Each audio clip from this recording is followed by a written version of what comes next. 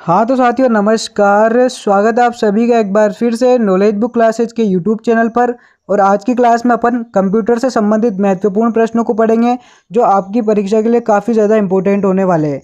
क्योंकि आज की क्लास में जो प्रश्न अपन सोल्व करेंगे ना, वो बोर्ड ने प्रीवियस ईयर्स क्वेश्चन पेपर्स में पूछ रखे, जो वैसे भी बहुत ज़्यादा इंपॉर्टेंट हो जाते हैं।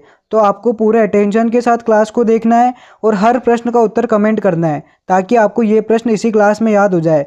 और साथ ही आप चैनल को सब्सक्राइब कर लेना और क्लास को आपके दोस्तों तक शेयर कर देना, ठीक है। तो चलिए शुरू करते हैं आज की क्लास। और आज की क्लास शुरू करने से पहले आपके लिए दो मोटिवेशन लाइंस है कि खुल जाएंगे सभी रास्ते, रुकावटों से लड़ तो सही, सब होगा हासिल, तो जिद पर अड़ तो सही। बिल्कुल सही दोस्तों, जितनी भी आपकी रुकावटें हैं ना, वो सारी दूर हो जाएगी, बस आप जिद पर अड़े रहो, कंटिन्यू पढ़ाई करते रहो, मेहनत करते रहो, आपको सफलता जरूर मिलेगी। और मैं भी ईश्वर से कामना करूंगा कि आपको जल्दी सफलता मिल जाए, ठीक है। तो चलिए शुरू करते हैं आज की क्लास। आज की क्लास का आपका पहला प्रश्न, जिसमें आपसे पूछा है कि मेमोरी को उसकी संग्रहण यानी कि स्टोरेज क्षमता के बढ़ते क्रम में व्यवस्थित करें। यानी कि प्रश्न में आपसे पूछा है कि जो स्टोरेज क्षमता होती है उसको आरोही क्रम में व्यवस्थित करना है। यानी कि सबसे कम मेमोरी क्षमता किसमें होती है, फिर उससे ज़्यादा, फिर उससे ज़्यादा, और फिर सबसे ज़्यादा स्टोरेज क्षमता किसकी होती है। तो बताइए, hard disk, cache, RAM, register. Register, cache, RAM या फिर hard disk. Hard disk, RAM, cache या फिर रजिस्टर। रजिस्टर, रैम, कैशे या फिर हार्ड डिस्क। तो अपने इस प्रश्न का सही उत्तर है ना, वो है अपना ऑप्शन सेकंड, कि रजिस्टर में सबसे कम स्टोरेज क्षमता होती है और सबसे ज़्यादा होती है आपके हार्ड डिस्क में। बिल्कुल, रजिस्टर, कैशे, रैम और फिर हार्ड डिस्क, यानी कि सबसे कम रजिस्टर में, फिर कैशे में, फिर रैम में, और सबसे ज़्यादा होती है आपके हार्ड डिस्क में, ठीक है। तो ऑप्शन सेकंड आपके इस प्रश्न का सही उत्तर हो जाएगा। और इसके साथ ही आपको एक और प्रश्न याद करना है कि सबसे ज़्यादा स्टोरेज क्षमता किसकी होती है, तो हार्ड डिस्क की, और सबसे कम स्टोरेज क्षमता किसकी होती है, तो रजिस्टर्स की, ठीक है। नेक्स्ट क्वेश्चन आपसे पूछा है कि एक बहुविकल्पीय प्रश्न पत्र की चिन्हित उत्तर पुस्तिका को स्कैन करने के लिए प्रयुक्त इनपुट डिवाइस को क्या कहा जाता है। बताइए, यानी कि आप जब पेपर देने जाओगे तब आप काले गोले भरोगे ना, उस बहुविकल्पीय प्रश्न पत्र की जो उत्तर पुस्तिका है ना, उसको स्कैन करने के लिए कौन सी डिवाइस का यूज़ किया जाएगा। बताइए, OCR का, OMR का, MICR का या फिर कार्ड रीडर का। तो देखिए, आपके इस प्रश्न का सही उत्तर है ऑप्शन सेकंड, OMR का। बिल्कुल, जो आप OMR शीट भरते हो ना, काले गोले करके आते हो, उसको स्कैन करने की डिवाइस का नाम है OMR। बिल्कुल, OMR एक इनपुट डिवाइस का नाम है जिससे आपकी शीट को स्कैन किया जाता है और फिर ये डाटा कंप्यूटर को भेजा जाता है और कंप्यूटर अपना रिजल्ट तैयार करता है, ठीक है। तो ऑप्शन सेकंड अपने इस प्रश्न का सही उत्तर हो जाएगा। और नेक्स्ट क्वेश्चन अपन से पूछा है कि GUI का पूर्ण रूप बताइए। यानी कि जो GUI है ना, इसकी फुल फॉर्म पूछी है। तो बताओ, graphical user interchange, graphical user interface, graphical user interport या फिर ग्राफिकल यूजर इंटरफेस। तो आपकी जो GUI है ना, उसकी फुल फॉर्म है ग्राफिकल यूजर इंटरफेस। बिल्कुल, ऑप्शन सेकंड जो है ये अपने इस प्रश्न का सही उत्तर हो जाएगा, ठीक है। जो ग्राफिकल यूजर इंटरफेस है ये आपके GUI की फुल फॉर्म है, तो अपना ऑप्शन सेकंड इस प्रश्न का सही उत्तर हो जाएगा। और इसके साथ ही एक और बात याद रखना कि कंप्यूटर से रिलेटेड जितनी भी फुल फॉर्म्स है ना, वो आपको याद होनी चाहिए, क्योंकि एग्जामिनर एक ना एक फुल फॉर्म तो आपसे एग्जाम में जरूर पूछेगा, ठीक है। नेक्स्ट क्वेश्चन अपन से पूछा है कि विंडो 10 लोड होने के बाद मॉनिटर पर दिखने वाली इमेज निम्नलिखित में से क्या कहलाती है। बताइए, file folder, desktop, recycle bin या फिर हाल ही में जोड़ी गई स्क्रीन यानी कि रिसेंटली एडिट। तो देखिए, जो विंडो 10 लोड होने के बाद जो मॉनिटर पर दिखने वाली पहली इमेज होती है ना, उसको अपन डेस्कटॉप बोलते हैं। क्या बोलते हैं, डेस्कटॉप। बिल्कुल, ऑप्शन सेकंड अपने इस प्रश्न का सही उत्तर होगा। और विंडो 10 ही क्या, कोई सा भी कंप्यूटर आप चालू करोगे ना, तो सबसे पहले आपको जो इमेज दिखाई देगी अपन उसको डेस्कटॉप बोलेंगे। यदि आपको कंप्यूटर चलाना आता हो तो आपको ये प्रश्न आसानी से आ जाएगा। आपको पता है कि जब अपन कंप्यूटर ऑन करते हैं तो फर्स्ट जो स्क्रीन दिखती है अपन उसको डेस्कटॉप बोलते हैं, ठीक है। तो ऑप्शन सेकंड अपने इस प्रश्न का सही उत्तर है। नेक्स्ट क्वेश्चन अपन से पूछा है कि निम्नलिखित में से कौन एक इंटरनेट ब्राउजर नहीं है। देखो, यहाँ पर नेगेटिव प्रश्न पूछा है कि जो इंटरनेट ब्राउजर नहीं है ना, उसके बारे में पूछा है। बताओ कौन सा नहीं है, Microsoft Edge, Tinder, Mozilla Firefox या फिर इंटरनेट एक्सप्लोरर। तो देखिए, जो टिंडर है ना, ये अपना इंटरनेट ब्राउजर नहीं है, बल्कि ये एक एप्लीकेशन है। जैसे कि आपके इंस्टाग्राम, फेसबुक, व्हाट्सअप है ना, ये वैसा एप्लीकेशन है, ये इंटरनेट ब्राउजर नहीं है, यानी कि इस पर अपन ब्राउज नहीं कर सकते, ठीक है। तो ऑप्शन सेकंड अपने इस प्रश्न का सही उत्तर है। अगला प्रश्न अपन से पूछा है कि गूगल क्रोम में गुप्त रूप से ब्राउज करने के लिए निम्नलिखित में से किसका उपयोग किया जाता है। यानी कि आप गूगल क्रोम पर कुछ भी काम करना चाहते हो और उसकी हिस्ट्री आप सेव नहीं करना चाहते, यानी कि कोई दूसरा पता नहीं लगा सकता कि आपने क्या सर्च किया है, क्या देखा है कंप्यूटर पर, तब आप किसका यूज करोगे। बताओ, न्यू टैब का, न्यू विंडो का, न्यू इकोग्निटो विंडो का, या फिर बुकमार्क का। तो देखो अपने को अपनी हिस्ट्री सेव नहीं करनी है ना, तो उसके लिए अपन को यूज़ करना होगा न्यू इकोग्निटो विंडो का। बिल्कुल ऑप्शन थर्ड जो है ये इस प्रश्न का सही उत्तर हो जाएगा। न्यू इकोग्निटो विंडो ऑन करके अपन कुछ भी काम करेंगे ना तो उसकी हिस्ट्री बिल्कुल भी सेव नहीं होगी। ठीक है, नेक्स्ट क्वेश्चन अपन से पूछा है कि क्रोम इंटरनेट ब्राउजर का उपयोग करते समय त्वरित पहुंचने के लिए वेब पते को सहेजने की एक विधि है। यानी कि आज आप कोई काम कर रहे हो क्रोम पर, है ना, फिर आपने उसको बंद कर दिया, फिर आप कल वही काम दोबारा करना चाहते हो और उस वेब पते पर तुरंत पहुंचना चाहते हो, यानी कि उस वेबसाइट पर है ना आप हैंड टू हैंड पहुंचना चाहते हो, तब आप उसको सहेजने के लिए किसका उपयोग करोगे? बताओ, क्लियर कैशे का, बुकमार्क का, प्रॉक्सी सेटिंग का, या फिर डिलीट हिस्ट्री का? तो इसके लिए अपन उपयोग करेंगे बुकमार्क का। किसका उपयोग करेंगे? बुकमार्क का। बिल्कुल अपन बुकमार्क कर देंगे ताकि वो अपने को तुरंत मिल जाए। अब बुकमार्क कैसे लगाना है? तो जैसे ही आप क्रोम ब्राउजर ओपन करोगे तब आपको वहाँ पर एक स्टार का बटन दिखाई देगा। जैसे आप उस पर क्लिक करोगे ना तो वो जो वेबसाइट है वो बुकमार्क हो जाएगी और अपने को जो अपना क्रोम का विंडो है ना उस पर दिखाई देगी। ठीक है, तो ऑप्शन सेकंड अपने इस प्रश्न का सही उत्तर है। नेक्स्ट क्वेश्चन अपन से पूछा है कि सीपीयू का वह भाग जो तार्किक संक्रिया है यानी कि लॉजिकल ऑपरेशन निष्पादन करता है उसे क्या कहते हैं? बताइए, रैम, एएलयू, मदरबोर्ड, या फिर रजिस्टर्स? तो देखिए सीपीयू का वह भाग जो तार्किक संक्रियाएं करता है उसको अपन एएलयू कहते हैं। क्या कहते हैं? एएलयू। बिल्कुल ऑप्शन सेकंड जो है ये आपका सही उत्तर है। नेक्स्ट क्वेश्चन अपन से पूछा है कि एक सामान्य डेस्कटॉप कंप्यूटर में निम्नलिखित में से कौन सा मेमोरी का आकार सबसे बड़ा होगा? देखो ये प्रश्न अपन पहले ही पढ़ चुके हैं। बताइए, कैशे, रैम, हार्ड डिस्क, या फिर रजिस्टर? तो देखो सबसे बड़ा मेमोरी का आकार होता है अपना हार्ड डिस्क। क्या होता है? Hard disk. ऑप्शन थर्ड जो है ये अपना सही उत्तर हो जाएगा। अब आपको कमेंट में बताना है कि सबसे छोटा मेमोरी का आकार कौन सा होगा। ठीक है, बताइए। नेक्स्ट क्वेश्चन आपसे पूछा है कि निम्नलिखित में से कौन एक आउटपुट डिवाइस है? यानी कि जो चार ऑप्शंस दिए हुए हैं उनमें से आउटपुट डिवाइस कौन सी है ये आपको टिक करना है। तो बताइए, ओसीआर, माउस, प्रोजेक्टर, या फिर वेब कैमरा? अब आपको ये पता होना चाहिए कि आउटपुट डिवाइस और इनपुट डिवाइस क्या होती है। तो मैं आपको बता दूं कि जो इनपुट डिवाइस है ना वो डिवाइस होती है जिसके द्वारा अपन कंप्यूटर को सूचनाएं देते हैं। ठीक है, और आउटपुट डिवाइस वो होती है जिससे कंप्यूटर अपन को डाटा अवेलेबल करवाता है। ठीक है, ये क्लियर हो गया है। अब आपसे पूछा है कि आउटपुट डिवाइस क्या है, यानी कि जो अपन को डाटा देता हो वो है अपना प्रोजेक्टर। बिल्कुल ऑप्शन थर्ड जो है ये अपना सही उत्तर हो जाएगा। अब आप पूछोगे कि सर प्रोजेक्टर आउटपुट डिवाइस कैसे हुआ? तो आप जैसे ही प्रोजेक्टर को चालू करते हो तो वो पर्दे पर चित्र दिखाता है और जो चित्र दिखा रहा है ना यानी कि वो अपने को डाटा अवेलेबल करवा रहा है। इस हिसाब से प्रोजेक्टर क्या हुआ? Output device. और जो माउस है, ओसीआर है और वेब कैमरा है ये आपके इनपुट डिवाइस हुआ। इनके द्वारा अपन कंप्यूटर को संदेश या फिर सूचना देते हैं। ठीक है, नेक्स्ट क्वेश्चन अपन से पूछा है कि एक इनपुट डिवाइस जिसका उपयोग कंप्यूटर के किसी भी व्यक्ति की आवाज़ को सहेजने के लिए किया जाता है।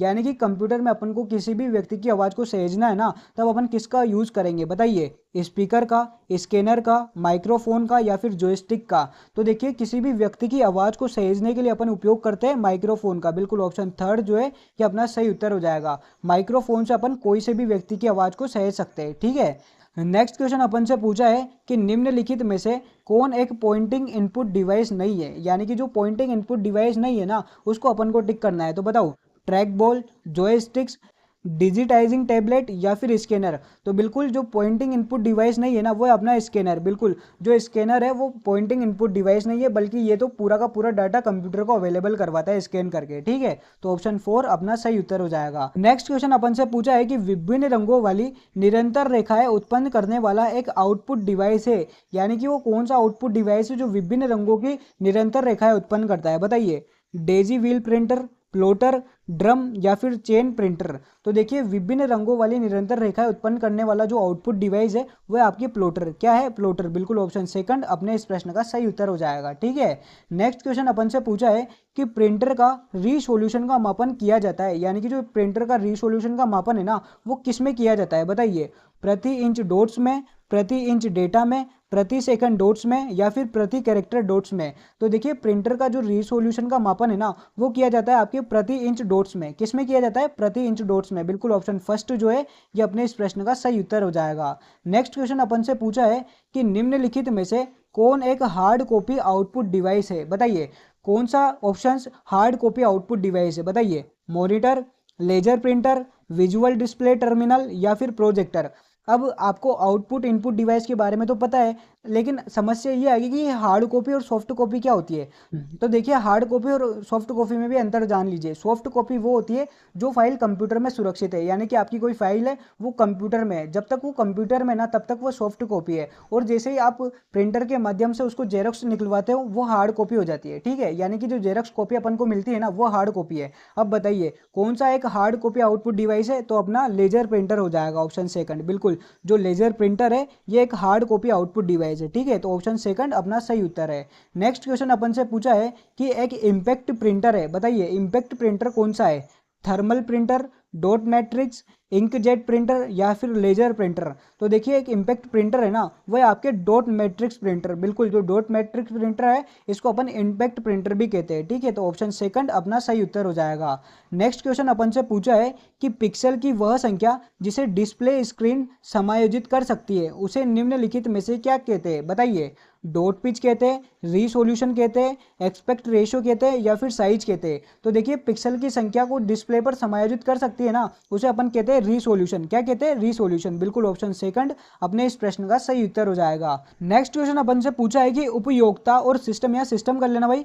सिस्टम प्रोसेस निर्मित करना ऑपरेटिंग सिस्टम के प्रबंध कार्य का भाग होता है, यानी कि ऑपरेटिंग सिस्टम के कौन से प्रबंध कार्य का भाग होता है, बताइए। मेमोरी का, प्रोसेस का, फाइल का या फिर डिवाइस का। तो देखिए उपयोगिता और सिस्टम प्रोसेस निर्मित करना ये आपके ऑपरेटिंग सिस्टम के प्रोसेस का भाग होता है। कहीं का होता है, प्रोसेस का। बिल्कुल ऑप्शन सेकंड जो है ये अपना सही उत्तर है। नेक्स्ट क्वेश्चन अपन से पूछा है कि निम्नलिखित में से कौन सा कार्य या फंक्शंस ऑपरेटिंग सिस्टम का मुख्य कार्य नहीं है। यहाँ पर सिस्टम कर लेना भाई कि जो ऑपरेटिंग सिस्टम का मुख्य कार्य नहीं है ना वो कौन सा है, बताइए। मेमोरी प्रबंधन, डिवाइस प्रबंधन, नेटवर्क प्रबंधन या फिर मालवेयर से सुरक्षा। तो देखिए ऑपरेटिंग सिस्टम का जो मुख्य कार्य नहीं है ना वो आपके मालवेयर, देखो ये मालवेयर है ना इसको मेलवेयर भी बोलते हैं, मेलवेयर से सुरक्षा का कार्य ऑपरेटिंग सिस्टम का नहीं होता है। ठीक है, तो ऑप्शन 4 अपने इस प्रश्न का सही उत्तर है। अगला प्रश्न आपसे पूछा है कि निम्नलिखित में से कौन एक कंप्यूटर ऑपरेटिंग सिस्टम नहीं है। अब बताओ जो चार ऑप्शंस दिए हुए ना उनमें से कंप्यूटर ऑपरेटिंग सिस्टम कौन सा नहीं है।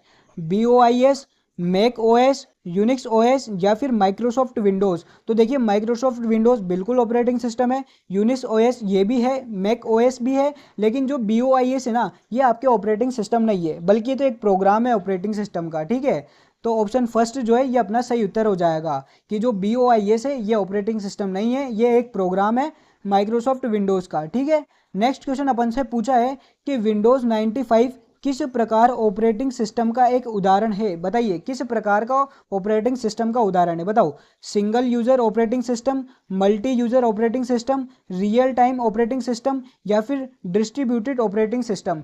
तो देखिए जो विंडोज़ 95 है ना ये आपके multi user system operating system का उदाहरण है। बिल्कुल मल्टी यूजर ऑपरेटिंग सिस्टम है उसका ये ऑपरेटिंग सिस्टम का उदाहरण है। ठीक है, तो ऑप्शन सेकंड अपने इस प्रश्न का सही उत्तर हो जाएगा।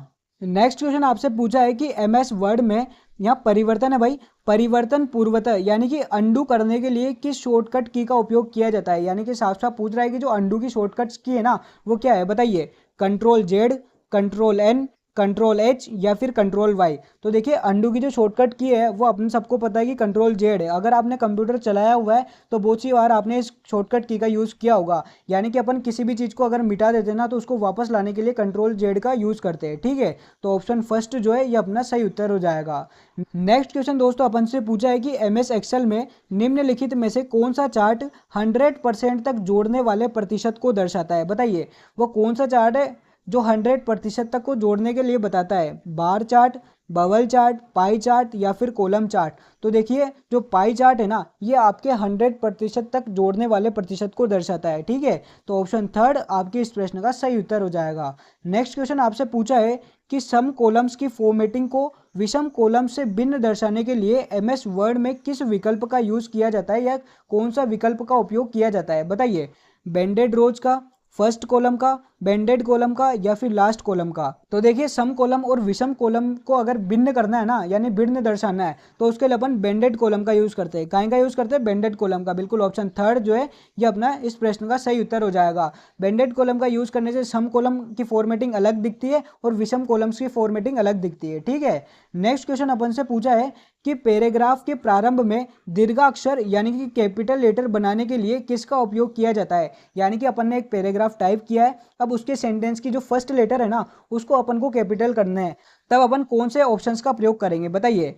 इंसर्ट टैब में ऑब्जेक्ट का, इंसर्ट टैब में वर्ड आर्ट का, इंसर्ट टैब में सिंबल का, या फिर इंसर्ट टैब में ड्रॉप कैप का।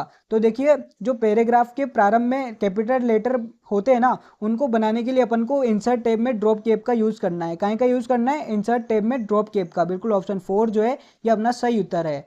नेक्स्ट क्वेश्चन अपन से पूछा है कि MS वर्ड में F12 कुंजी का प्रयोग करने से कौन सा डायलॉग बॉक्स खुलता है बताइए। यानी कि जो F12 है ना वो किसकी शॉर्टकट्स की है, साफ साफ आपसे पूछा है तो बताइए। सेव एज की, मेल मर्ज विजार्ड की, इंसर्ट टेबल की, या फिर इंसर्ट पिक्चर की। तो देखिए जो F12 है ना ये आपके सेवेज की शॉर्टकट की है। कहीं की शॉर्टकट की है? सेवेज की। बिल्कुल ऑप्शन फर्स्ट जो है ये आपके इस प्रश्न का सही उत्तर हो जाएगा। और आज की क्लास में फिलहाल दोस्तों अपन इतना ही पढ़ेंगे। मिलते हैं आपसे अगली क्लास में और ज़्यादा इंपॉर्टेंट क्वेश्चंस के साथ। तब तक आप चैनल को सब्सक्राइब करो और क्लास को आपके दोस्तों तक शेयर करो और बताओ कि आपके कितने प्रश्न सही हुए। ठीक है, मिलते हैं अपन अगली क्लास में। तब तक के लिए जय हिंद, जय भारत, धन्यवाद।